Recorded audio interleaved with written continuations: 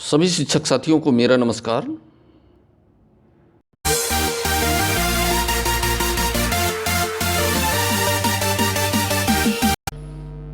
इस वीडियो में मिशन प्रेरणा समग्र शिक्षा बेसिक शिक्षा विभाग के द्वारा प्रदत्त शिक्षक मॉड्यूल हस्त पुस्तिकाओं के बारे में आज देखेंगे।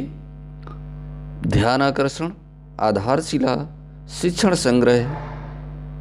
जाने बिल्कुल सरल भाषा में इनकी तीनों की परिभाषाएं।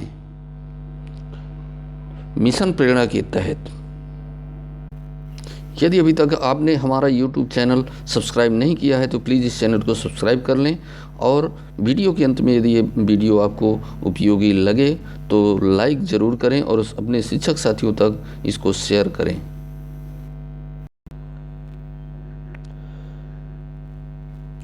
बेसिक शिक्षा विभाग उत्तर प्रदेश द्वारा विद्यालयी वातावरण एवं शिक्षण अधिगम प्रक्रिया को और अधिक प्रभावी बनाने के लिए मिशन प्रेरणा समग्र शिक्षा द्वारा कुछ और कार्यक्रम चलाए गए हैं, जिसके अंतर्गत शिक्षकों के लिए 3 हस्त पुस्तिकाएं तैयार की गई हैं जो एक दूसरे से जुड़ी हुई हैं।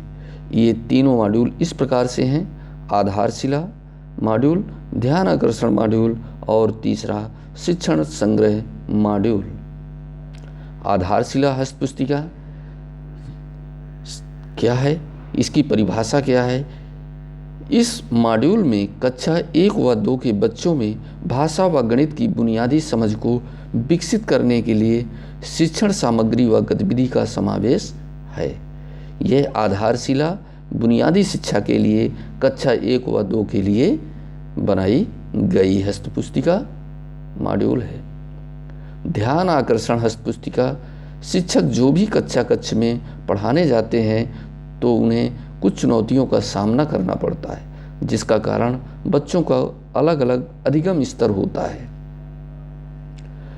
निम्न अधिगम बच्चों की पहचान कर उन्हें विशेष शिक्षण तकनीकी के माध्यम से पढ़ाना आवश्यक है तथा ध्यान आकर्षण मॉड्यूल बच्चों के ध्यान को केंद्रित करने के लिए शिक्षकों को प्रभावी शिक्षण तकनीकी देने के लिए तैयार किया गया है।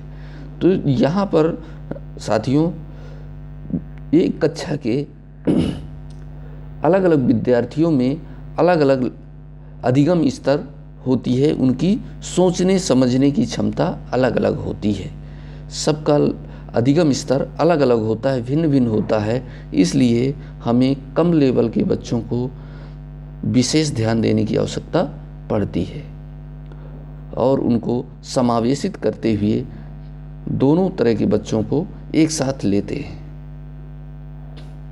शिक्षण संग्रह इस हस्त पुस्तिका में शिक्षकों की आवश्यकताओं एवं व्यावसायिक विकास को ध्यान में रखते हुए इस हस्त पुस्तिका का निर्माण किया गया है। आज हम ध्यान आकर्षण मॉड्यूल के बारे में चर्चा करने जा रहे हैं। अनुक्रमणिका विषय वस्तु ध्यान आकर्षण अधिगम आधारित शिक्षण, आवश्यकता, उद्देश्य, बच्चों में अपेक्षित संप्राप्ति न होने के कारण। यहाँ पर 2 से 5 पेज में आपको ध्यान आकर्षण अधिगम आधारित शिक्षण का पहला भाग मिलेगा। भाग 2 में लर्निंग आउटकम एवं आकलन, लर्निंग आउटकम सीखने के प्रतिफल या अधिगम स्तर में अंतर, लर्निंग गैप, सीखने के स्तर का आकलन, बच्चों का चिन्हीकरण, ध्यान आकर्षण शिविर। भाग 3 है कक्षा शिक्षण हेतु रणनीतियों एवं तकनीकी परिप्रेक्ष्य, शिक्षण कार्य के पूर्व की तैयारी, शिक्षण अधिगम प्रक्रिया, क्या करें क्या न करें, क्या शिक्षण की प्रभावी तकनीकियाँ, शिक्षण तकनीकों पर आधारित शिक्षण योजनाएं।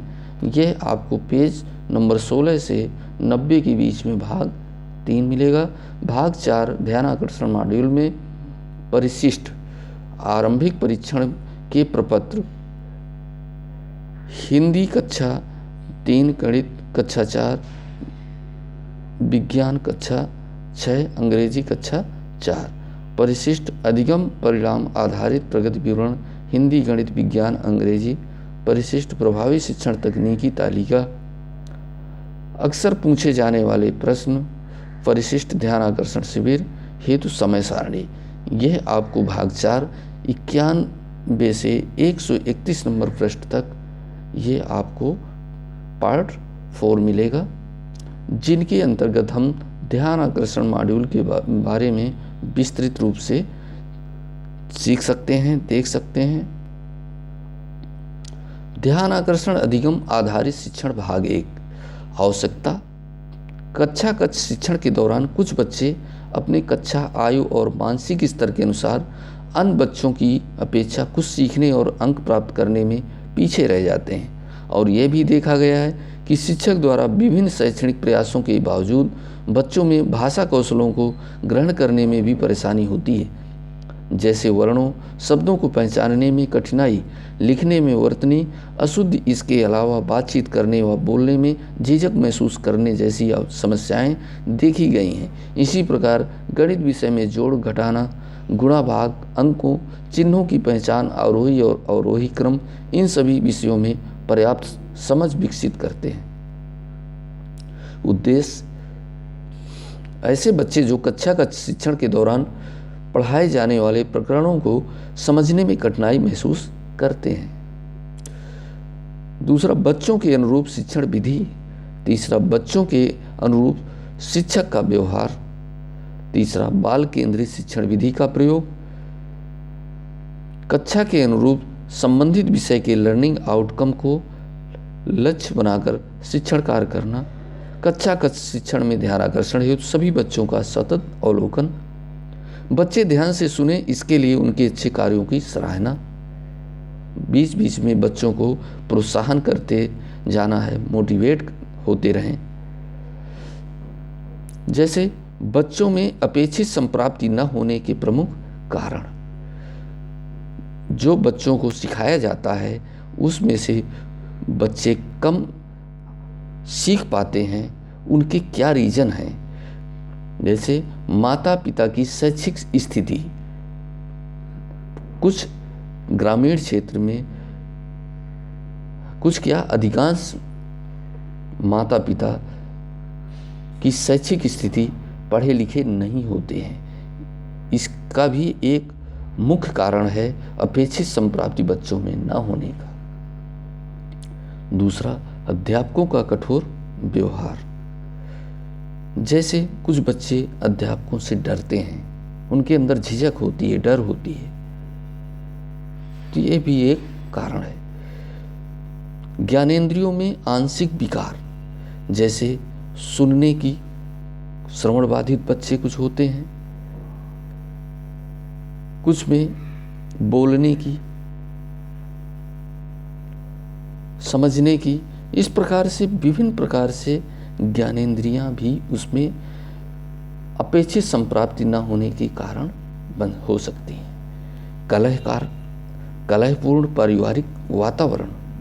जैसे किसी भी परिवार में झगड़े होते रहते हैं आपस में, तो वह भी बच्चों में अपेक्षित संप्राप्ति न होने का प्रमुख कारण है, ताकि बच्चे हमेशा टेंशन में रहते हैं, भय में रहते हैं, इस कारण से भी नहीं सीख पाते। तो साथियों, यदि है आपको वीडियो उपयोगी लगा हो तो ये वीडियो को लाइक ज़रूर करें, और यदि अभी तक आपने सब्सक्राइब नहीं किया तो सब्सक्राइब कर लीजिए।